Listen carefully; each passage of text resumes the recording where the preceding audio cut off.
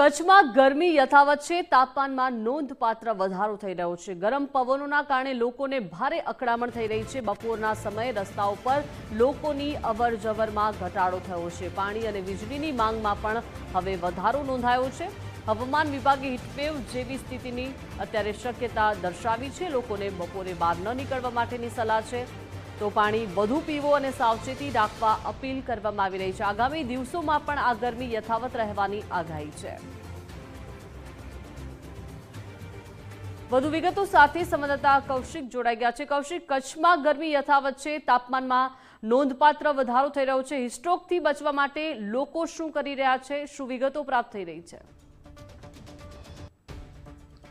जी ચોક્કસથી સમગ્ર કચ્છ જિલ્લાની જો વાત કરીએ તો કચ્છ જિલ્લામાં છેલ્લા 4 દિવસથી ગરમીનો પ્રકોપ યથાવત રહેવા પામ્યો છે। અત્યારે સીધા દ્રશ્યો અત્યારે જોઈ શકાય છે કે ભુજ શહેરના હમીરસર તળાવ માર્ગ પર અત્યારે હીટ સ્ટ્રોકને લઈને અત્યારે ઠંડી છાશનું વિતરણ પણ કરવામાં આવી રહ્યું છે। જે અત્યારે દ્રશ્ય અત્યારે જોઈ શકાય છે। ખાસ કરીને લોકો ગરમીથી રાહત મેળવવા માટે અવનવા નુસ્ખાઓ પણ અપનાવી રહ્યા છે। અને જોવા જઈએ તો ગરમીને લઈને આરોગ્ય વિભાગ પણ સતર્ક બન્યું છે। હીટ સ્ટ્રોક અંગે એલર્ટ જાહેર કરવામાં આવ્યું છે। કચ્છ જિલ્લામાં વધતી ગરમીને ધ્યાનમાં રાખીને આરોગ્ય વિભાગ સંપૂર્ણ રીતે સતર્ક બન્યું છે। તાપમાન સતત ઊંચું રહેતા હીટ સ્ટ્રોકના કેસોમાં વધારો થવાની શક્યતા વ્યક્ત કરવામાં આવી રહી છે। અને આરોગ્ય વિભાગ દ્વારા તમામ સરકારી હોસ્પિટલો, પ્રાથમિક આરોગ્ય કેન્દ્રોને તૈયાર રહેવાની સૂચના પણ આપવામાં આવી છે। હીટ સ્ટ્રોક જેવી તાત્કાલિક સ્થિતિને પહોંચી વળવા જરૂરી દવાઓ અને સુવિધાઓ ઉપલબ્ધ રાખવા પણ જણાવવામાં આવ્યું છે।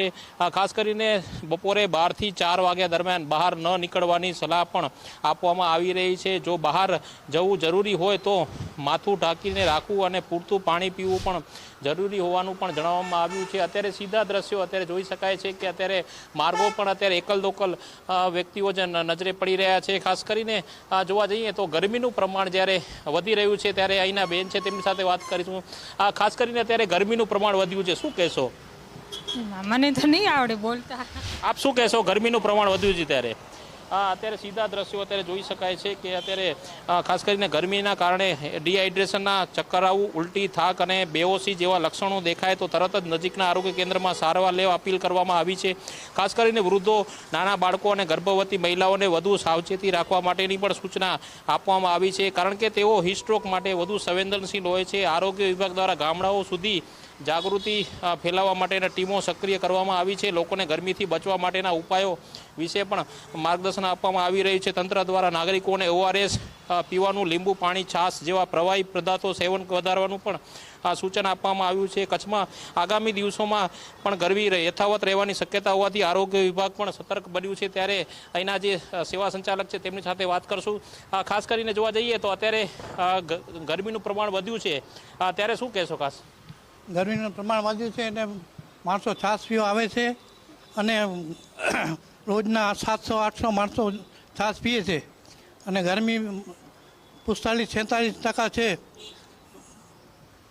છેલ્લા આપણે જોવા જઈએ તો ગરમીનું પ્રમાણ વધ્યું છે, આપ શું કહેશો? ગરમીનું પ્રમાણ વધ્યું છે ત્યારે અત્યારે તો ભુજની અંદર સમજી લો ને કે બહુ ગરમી છે અને સતત ગરમીના કારણે શું છે માણસોને શરીરમાં પણ ઘણી બધી પ્રકારના શું છે તફાવતો ને નબળાઈ જેવા ઘણા તકલીફ રહે છે બહુ। આપ શું કહેશો? લોકોને શું સૂચન આપશો? બપોરના મને લાગે છે કે 2 થી 4 તો લગભગ જ્યાં સુધી કામ ન હોય ત્યાં સુધી બહાર ન નીકળવું જોઈએ, નકર શું છે ઘણી બધી શરીરની અંદર તકલીફો થાય છે, જે હેડેક ને માથાના દુખાવા કે જે શરીરમાં શારીરિક તકલીફો ઘણી બધી વધી ગઈ છે અત્યારના। તો આ હતા કચ્છના રહેવાસીઓ અને તેઓનું પણ કહેવું છે કે ગરમી જ્યારે વધી રહી છે ત્યારે લોકોએ તકેદારી રાખવાની જરૂરિયાત રહે છે। જી કૌશિક, આભાર વિગત સાથે જોડાયા તે બદલ।